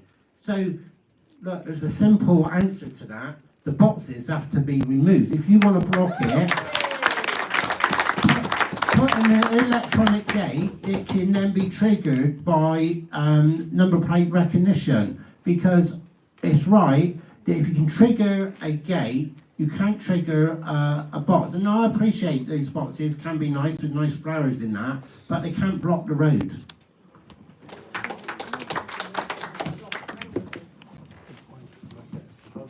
Yeah, I agree, and in fact, Melissa, thank you for showing me around the other day and showing me the specific challenge that you face with your vehicle, and I completely agree that, and actually Ian's highlighted some very practical suggestions on how you could change it so that actually there are ways that you can still access the way through number plate recognition. I think that's a very good suggestion. I think the key point here is about making sure, this is where the co-design comes in, that any design actually works for the people who live there, including disabled people, and clearly that wasn't properly factored in. So I agree with you, and I think you're right that should continue. There should be access through the city centre for those with blue badges. I would go a bit further as well, and I think there's another aspect maybe for disability, which is around the pavements as well, and I think there should be a pavement strategy where we look at where do you need drop curbs, where do you need to make sure pavements are appropriate and suitable for accessibility as well. So there's a whole series of aspects of accessibility that I think haven't been looked at when it comes to transport. The way that buses are accessible as well. I know that many buses are not accessible to disabled people. How can we put pressure on the bus companies to make sure that that's also built into their plans? So there's a whole series of aspects here that we could pick up if one of us is the mayor. Thanks. Thank you. I'm very conscious that we are running a little bit late purely because we started late. Hopefully you guys a little bit extra time to hang around as well as the candidates so that we can get all our questions. And the public's one. I understand the passions are very high. If we could just bear until we get to the public Q&A bit. Next up is Acorn. This is Sam. He'll do his introductions. We'll get going from there. Thank you. Nice. As far as I know, this is the only community hustings that community in Bristol have put on. So I just want to say well done, Lawrence, for doing that. So, a good thing. Can I give these to you, get you to take one and pass it down? You've all had it in advance, and pass over to Fatima. Hello again. I am here with the Sheriff of the town, Acorn. Hi, my name is Fatima. I'm representing the members of Acorn Bristol. Acorn is a community union of working class people fighting for a better quality of life for our communities. Acorn members have spent too long on rehousing waiting lists while we are homeless or living in a life-threatening housing conditions. We have been bullied and harassed for too long by bailiffs, adding unfair fees and driving us further into debt, while the rich and the powerful dodge the taxes. We have a failing public bus system that needs to be cheaper and more reliable, and we are stopped from accessing adult education because there is no proper funding for carers to help us to learn new skills. This is why we have voted the demands that we call on you to pledge to take actions. You ready? Number one, Formally recognize Bristol housing crisis as a regional issue and commit to housing and rehousing system collaboration between the local authorities in the region. Okay. Set up a public accessible register for of all council-owned empty homes across WECA, updated weekly, and commit to regional reuse plan. Make public statements supporting local authorities working towards ending the use of bailiffs, and investigate funding WECA can provide to aid local authorities reducing bailiff use. Take immediate action on public control of our buses by initiating a feasibility study on bus franchising within 6 months of election. Recognize that caring for loved ones can be a barrier to learning new skills and accessing training, and pledge to provide funding for carers to enroll in education, for adult education. So WECA mayors, do you agree Acorn Bristol demands? Thank you, Father. Okay, I know that. Before we leave that, I Yeah. just submit where I had objections to it. That's fine, yeah. So what I'm going to do is I'm going to give you each 1 minute 30 to answer. If you can just say yes, just say yes. Everyone will be happy with a yes. If you want to give a clarification, we'll take that as a but. You're not committing fully, that kind of thing. We want to move on to public questions as soon as possible. So, Mary Page, your 1 minute 30 starts now.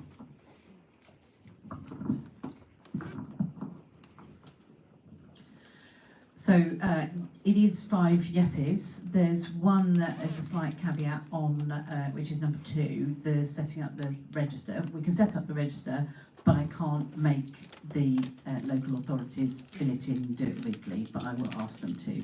So I will entice and entreat them.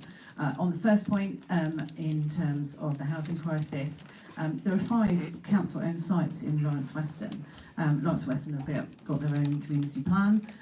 We could, look at developing much better community-led housing out there if we work with Bristol City Council, and that's the kind of innovation I'd like, because there's quite often nowhere to go for somebody with temporary housing. There's nowhere to go for our K-leavers or our youngsters to go into their first housing. There's just all this lack and absence, and there's lack of extra care housing for sheltered when you're not quite ready and you don't want to go into a residential home.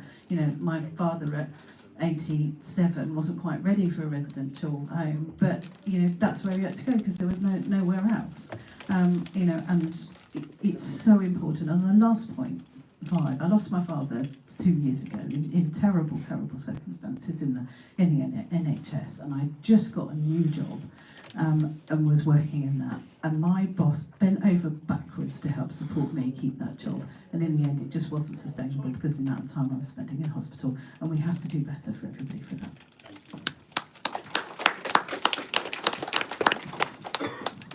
Yeah, so like Mary, it's all yeses. There's the odd but, I suppose. So the first 2 are housing system collaboration and the WECA-wide register of empty properties. Yes, both brilliant ideas that I would love to do. As Mary said, that does require the 3 councils to all work together with WECA. I don't see any reason why they wouldn't, but I can't sit here and guarantee that they will. It needs their agreement as well. On the bailiffs, yes, whether it's possible to get to 0, I don't know, but we should do everything we possibly can to do that. Buses, yes, and in terms of caring and access to skills and adult education, yes, recognising that while there is a lot of money for adult education, some of it is tied up in specific government programmes and the government sets the rules, but where we've got flexibility, yes. Great. Thank you. My reservations were over 3 and 4. And when I wrote back, my concern was if there's a genuine nuisance neighbour, there might be a need for a bailiff, or if house is being taken over by drug runners, it might be needed under those circumstances. If they're economic poor and can't afford their rent, I don't think bailiffs should be run. I think they should be given support, make sure they're getting the right housing allowances so that they're not paying rent. And I'm quite happy in terms of a feasibility study on franchising, but if you listen to the academics when they've been on Radio Bristol, effectively, unless the Labour government are going to give us loads of money, we're not going to have enough money to run a franchise system, because even with a franchise system, people are under a misapprehension that it means public control, and it doesn't. You can set the routes, but you still need private operators to bid for those routes, and obviously private operators will only bid for the routes if they can make money off it. Now, whether you can get a better sharing of expensive routes over the profitable routes, that might be possible, and that's what a feasibility study would do it. And in one sense, I quite like it in the sense that they'd say how many millions this costs, we can then go to the Labour government and say, look, that's what it costs, give us some money. Thank you.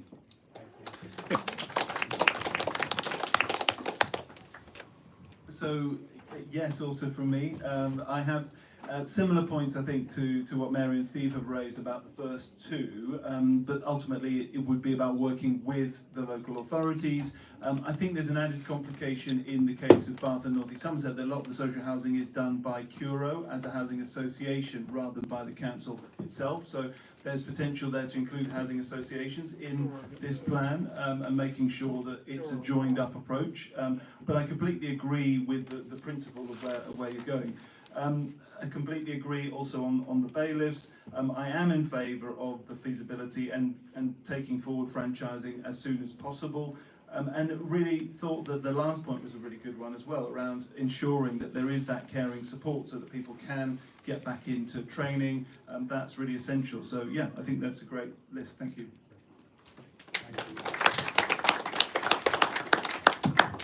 Okay, we're now going to invite up the Fair Renting campaign for a brief question, after which I believe it is time for the public questions. I know you've all been anxiously waiting. Here is the Fair Renting campaign. Hi, my name is Ruth. I'm from the Bristol Fair Renting campaign, which is a renter-led group campaigning so every private renter in our region can have a secure and affordable place to live. So we're facing a private rental crisis in our region.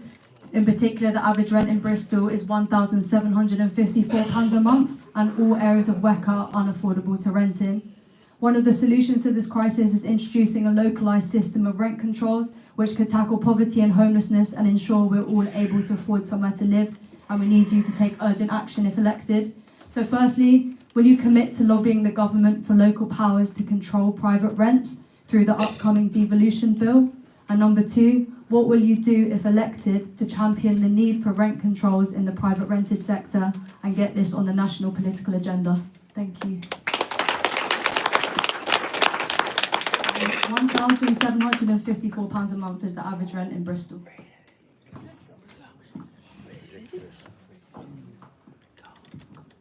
I mean, that's just so shocking, that figure, because it's, you know, that's more than a lot of people earn a month, and that's all of your money, and there is nothing left. Absolutely, 100% behind you. Carla Denyer, MP for Bristol Central, has been lobbying on housing and renters' rights since before she was an MP. It is, and she has been working and got onto the committee for the Renters' Rights Bill, and has been working with Parliament about that. And she has got, if only I'd written more notes when she was speaking the other night, but I think there were 21 points that she's raised on that bill, and she will continue doing that. And if I'm mayor, I will be right behind her. I went to the launch of the book written by the London Fair Rent people, so Renters' Rights, can't think the gentleman's name.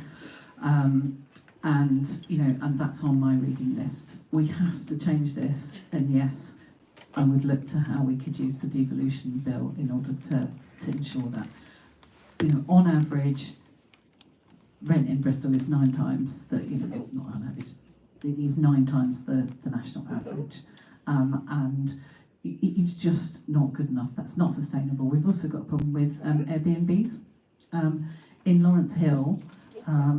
Just check that figure. I think there are 106 properties that have now gone for Airbnb in Lawrence Hill as taking property out of the private rental market, and then it's putting an extra strain on the community services.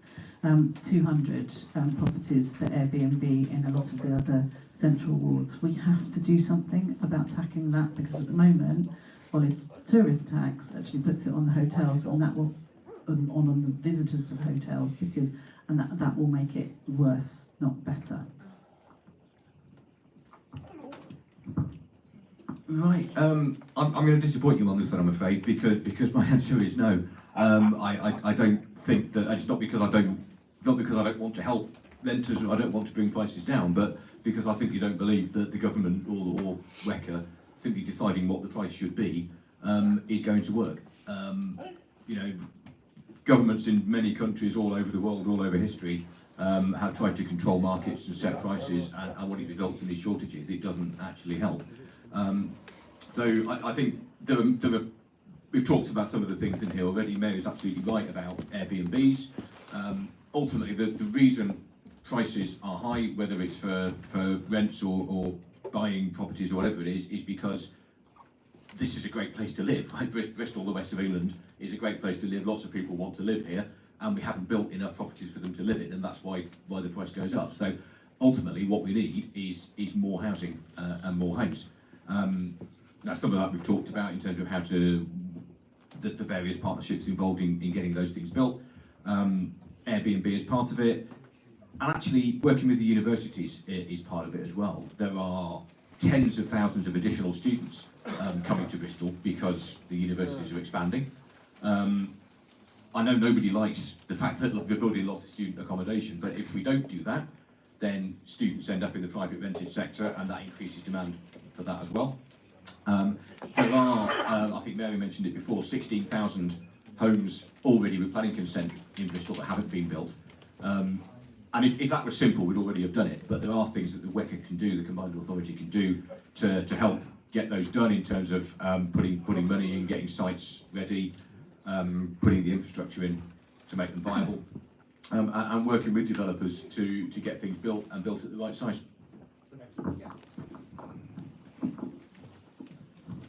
Thank you. I do support rental.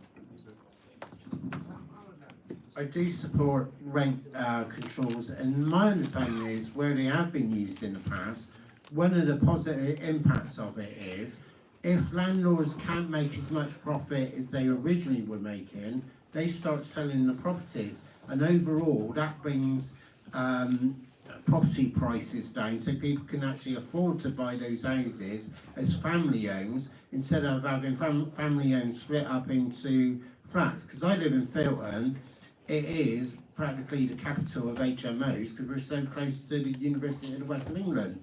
Some of the landlords are good, but some of them are bad, and they give a really rough deal to the students who live there. So this does need to be tackled, and I think the best way to do that is through rent controls.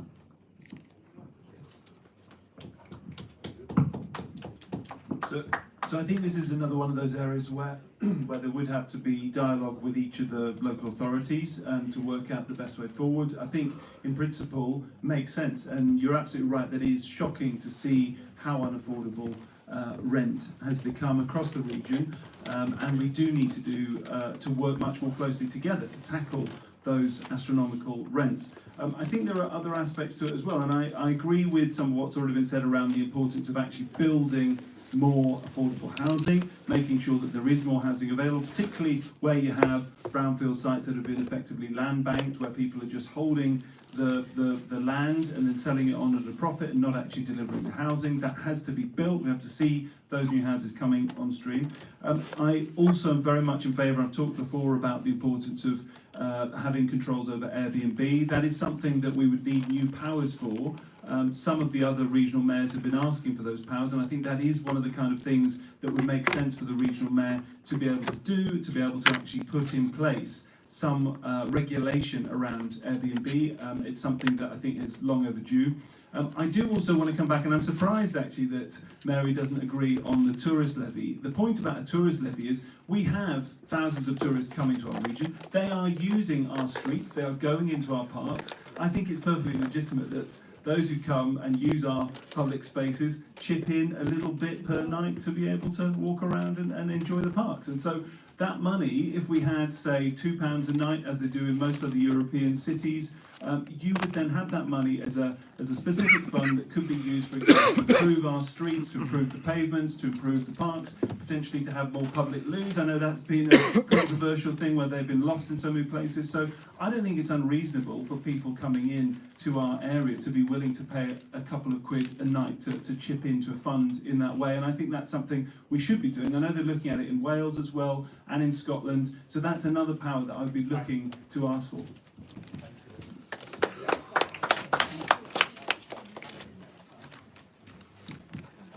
Point to clarify, is it? Oh, very quickly.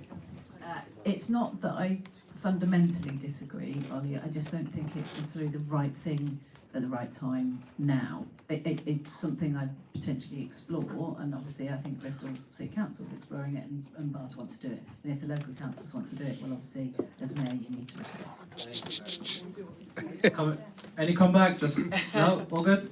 I'm glad. Cool, Public questions. fab. Okay, so this is the moment where everyone has been waiting for. This is where we open up to the public your Q&As directly from your mouths, from the public to the candidates. What I'll do, I'll hand over the mic to Denise. Unfortunately, it is wired, so we might need you guys to help us out and maybe maneuver if you wanted to ask questions. It will be quick fire, so you get to ask as long as you want, but hopefully keep it short, and you will have around 60 seconds to get it right. Yeah, so thank you very much. Okay, so the first question is from Matthew B. It's, how do you plan to win more funding, lobby for more funding from the central government? Steve, you haven't started yet, so we'll go with you.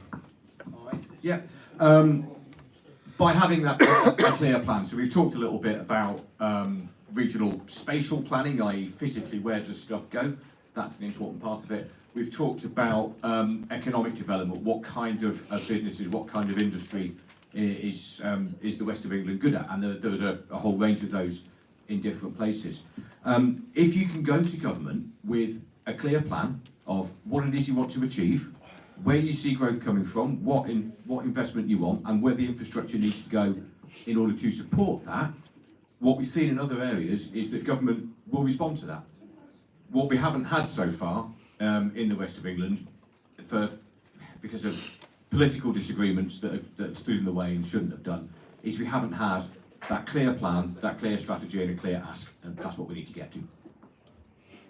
Next, Ian, we'll go with Ian, Ollie, and then back to Mary, because it just makes more sense.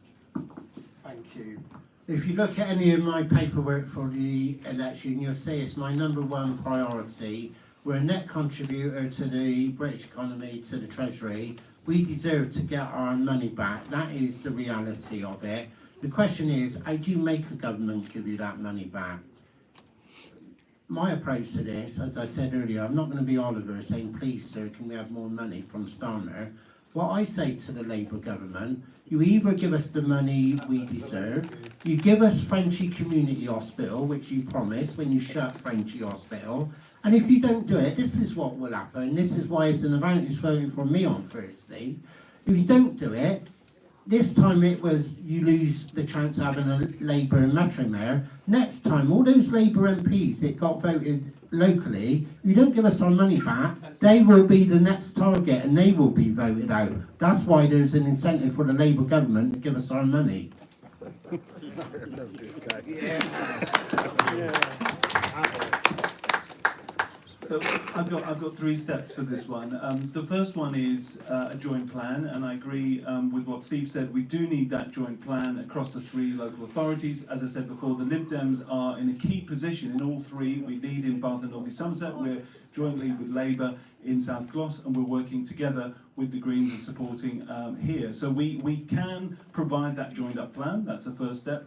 The second point is then the fundraising, putting the fundraising pitch together to government. I have a real background in this. I've worked with many different fundraising pitches with different governments around the world. I know how to tell a convincing story, to be a champion for our region, to get that funding. And thirdly, crucially, I think we can't expect all of the investment to come from the government, unfortunately. We need to create an infrastructure development plan, and that would mean that we can draw in private money into the infrastructure development as well. That would draw in money for trains and for other infrastructure that we need in the future. Thank you.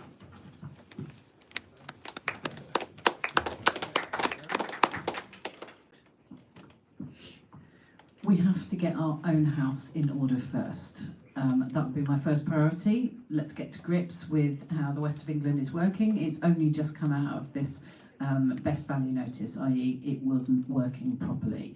The Labour Mayor of Bristol and the Labour Mayor of the West of England weren't talking to each other, couldn't agree on anything, couldn't agree with the local councils. We have to fix that, get the governance sorted out. And that's my speciality. That's what I want to do.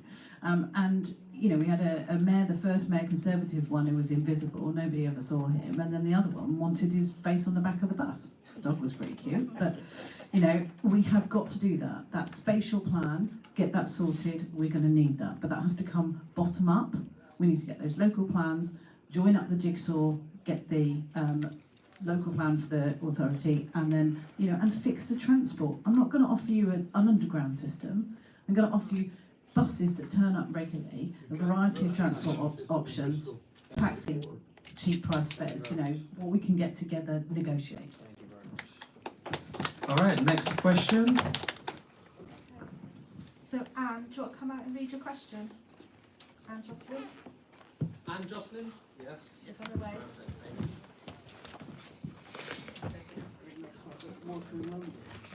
Yeah, but that we put the design around the water.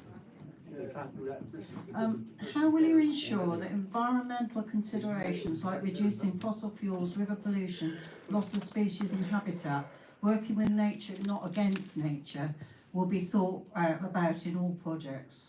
Right, how does anybody? Work our way backwards. Mary first. 60 seconds. I might have only been in the Green Party 18 months, but I've been an environmentalist all my life. I've done a lot of work with Surfers Against Sewage, cleaning up rivers and seas and plastic pollution. My first week and first year promises in terms of that community projects, and then that ensuring that we've got the environmental protection that we need for our, not just our greenbelt spaces, but also our parks and an increase in trees, working with the Climate and Nature Partnership, working with the Climate Hub in the centre of Bath, which has got 60 different organisations involved with it. There are plenty of organisations doing things well. Let's get them more funding to do that, and get more people out into nature. Avon Needs Trees, is doing support programmes to get people out. The Black to Nature project that they had with the Climate and Nature Partnership. Anything we can do to get people, we know it does us good to be there. Thanks. So it's a big question for 60 seconds, so I think I'm going to focus on one particular bit. What the government did at the end of last year is it lowered Bristol's housing target, it increased the housing targets in South Gloucestershire and in Bath and North East Somerset. At the same time, it changed the rules about Greenbelt and what it means. It invented this thing called Grey Belt, which basically means now that councils are encouraged to release Greenbelt land for house building, and that's what's happened. So in South Gloucestershire, there are currently thousands of homes. Their local plan is in consultation. There are something like 4,000 homes planned on the Greenbelt. And Bath and North East Somerset is a bit behind, but they're doing the same thing. What I want to do is use regional money, regional partnerships, people like Homes England, Network Rail, who own the land, working with the councils to refocus that, to move that development away from the greenbelt and put it back onto brownfield redevelopment sites. There is scope to do more than what currently planned. We can protect that greenbelt. Once it's gone, you never get it back.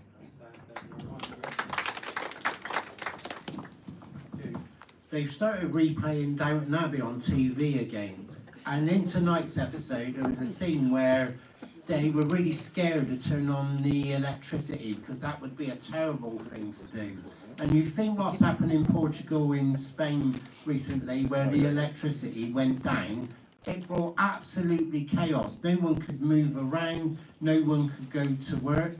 And what it tends to leave with me, luckily you don't have to rely on politicians to make real progress. The people who make real progress for us are the scientists, the engineers. They make the progress. If you think of wind turbines, what's going on with having lagoon power in the Severn Estuary and that's all being led by scientists, thank God, because if you wait for politicians, you'd never see any progress. Thank you.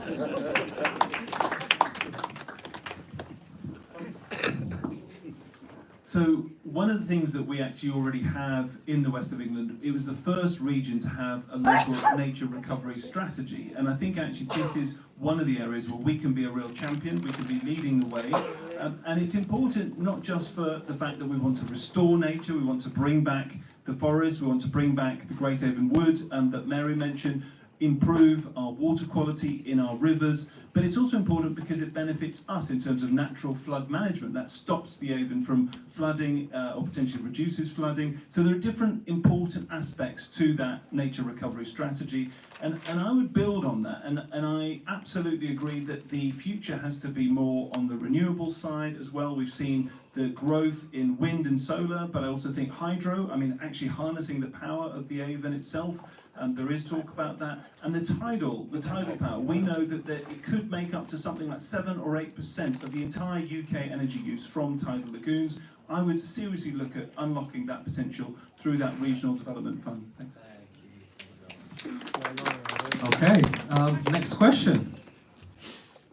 So the next question's from Nell. Pass you over. Hi, my name's Nell. I live in Bedminster, and I make no apologies for labelling myself the motorist champion.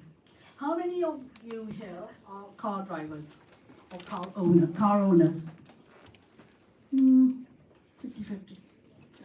Okay, so I want to ask this. When it was a huge shock and surprise that the EBLN, first of all, the CAZ was CAZ was imposed just over a year ago, right? So I saw that as nothing, as just a cash, using cars as cash cows, all right? So basically, I've not heard from the candidates talk about transport. Transport includes car driving, right? Transport includes car driving, and so all of a sudden we have the CAZ, and I want to say that clean air cannot be zoned off, right?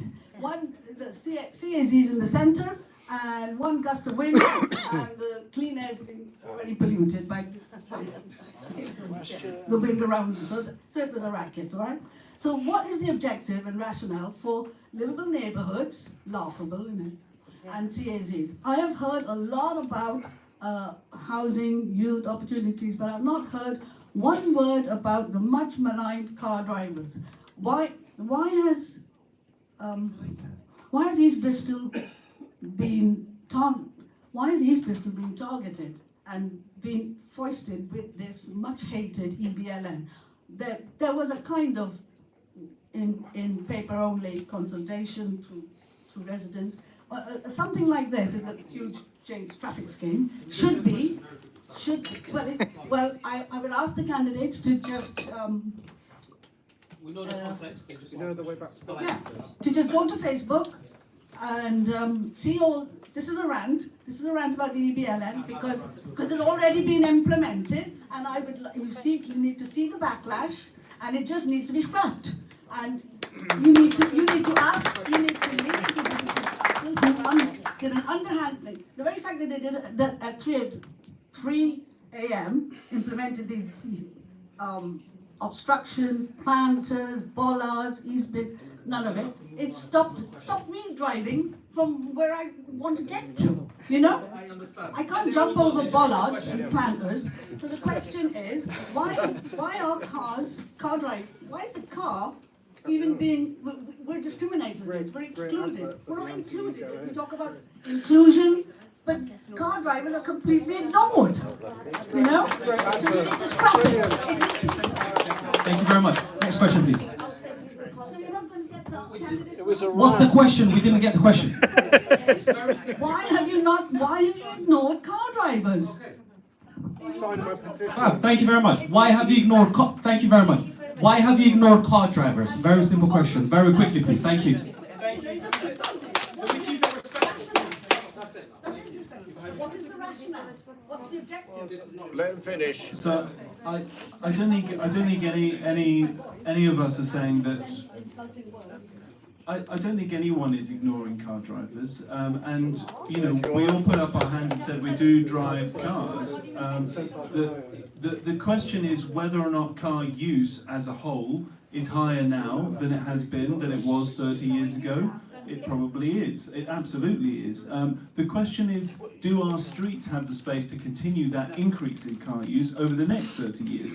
Probably not. So there is a spatial issue there around simply providing enough space. If everyone were to continue driving and continue to increase their driving, as they have done over the last 30 years, it would be even more congested. And so it sort of goes counter to the idea that somehow more cars on the road is going to make it more congested, less easy to drive. So the question is not whether or not you should be able to drive your car, the question is how and at what time and in which way do different people drive?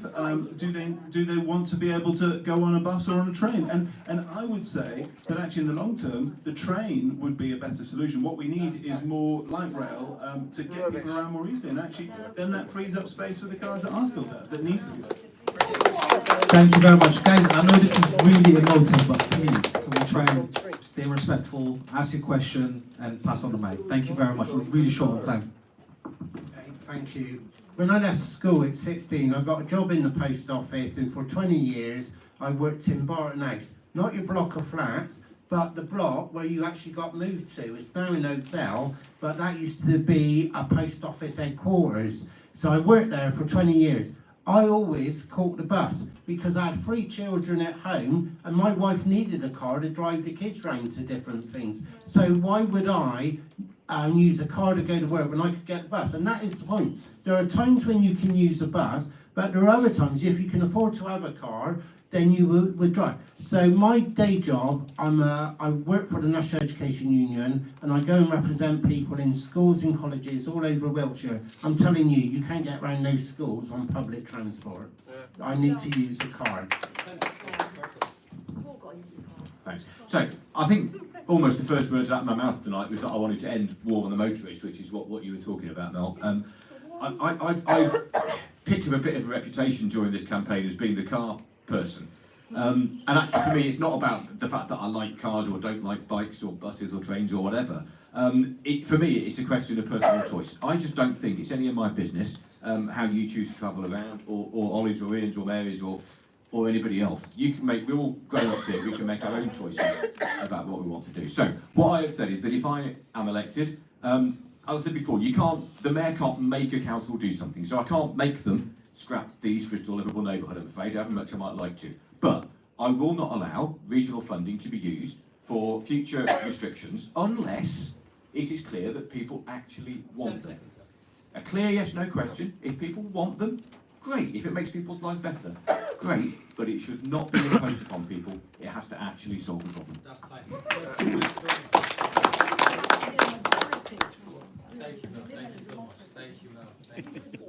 I know you're passionate about it. Thank you. It's been my pleasure and privilege to go and meet a variety of different people from a variety of different organisations, and I met with Trapped Thornbury today, so it's Thornbury Residents Against Poorly Planned Development. And the stats I got from them about emissions in South Gloucestershire are that businesses reduce their emissions, and domestic people have reduced their emissions, and other sources have reduced their emissions, but transport has stayed static from about 2005 to now. If we don't continue reducing that, then we are adding to that problem of CO2. If in the Green Party, we do believe the science, and we do believe that there is a problem with emissions, and we also believe there's problems with particulates, which affect people's breathing and so on. So, the point I was going to make in terms of that is actually, if there's an option for me to go and drive a Bugatti Veyron or a Maserati or something else at a track day, and I can give up my car, I love cars. I started out as a delivery driver, and I don't want a war on motors per se, but what I want is that stopping of emissions. All right, next question. We're gonna have to go really fast. We are really conscious of time and childcare and everything, so we're gonna try and get maybe 2-3 question tops. We're gonna speed through them very quickly as well. All right. So. Caroline, do you want to come out and read your question? I promise you it's not. People came in, they put it in a box, and we're just organizing to see who wants it read out. And let him ask his question. Let him ask his question. Did you have a if he's question? got one. No, he's got a lot to say. I promise you it's not. This is as transparent as possible. Hi, I'm Caroline Dunn. I'm not EBLN. I don't come from this area. I come from BS7. I do, however, greatly agree that the EBLN people have been very badly treated. Now, WECA is responsible for transport, and that's why I'm here to try and hear you from Hustings, to hear your views on transport, because since December I've been going to various assorted council committee meetings and trying to raise the profile of disabled people in Bristol, remind them that we actually physically exist, remind them that we are actually allowed and entitled to get around our Bristol, our city, and to remind them that we need to be able to access our city, and just try and understand why they've been gating us out, removing my access to things. And I actually had to contravene the new regulations to get here tonight. So, I mean, the whole situation is just crazy over here. And furthermore, it isn't affecting just EBLN people, it's affecting people who are trying to move around the city. So my question is, if elected, what will you do to ensure that transport schemes do not continue to gate disabled people out of access to their city and provide enough disabled bays? And how will you ensure that the public sector equity duty is actually observed by all the councils, including in particular Bristol City Council, and not just given lip speak nods at, because currently Bristol City Transport Committee is kicking the public sector equity duty into the rubbish bin, and they are really not observing it, and disabled people are being really severely discriminated against. If elected, what will you do to ensure that transport schemes do not continue to gate disabled people out of access to their city and provide enough disabled bays? And how will you ensure that the public sector equity duty is actually genuinely observed? Thank you very much. All right. Maybe we'll just go with Ollie and then work our way back, just for speed. Okay, I think we covered some of this with Melissa before, and absolutely agree that we need to ensure that any approach to transport is fully accessible. It's really essential that some of the things we said before, the blue badge access is possible throughout the city, including through bus gates. That is, no, I'm saying that's something we should do and we would do. I would ask the councils to do. It's up to the councils ultimately, but the mayor can encourage the councils to do that. I also mentioned before the importance of accessibility on pavements, making sure you have drop curbs, making sure you improve the accessibility all the way along the pavements, and also buses, ensuring that buses are accessible, that they do have the space. Disabled people can't use buses. I'm talking about cars. I was giving 3 or 4 different examples of what the mayor might be able to do to improve accessibility.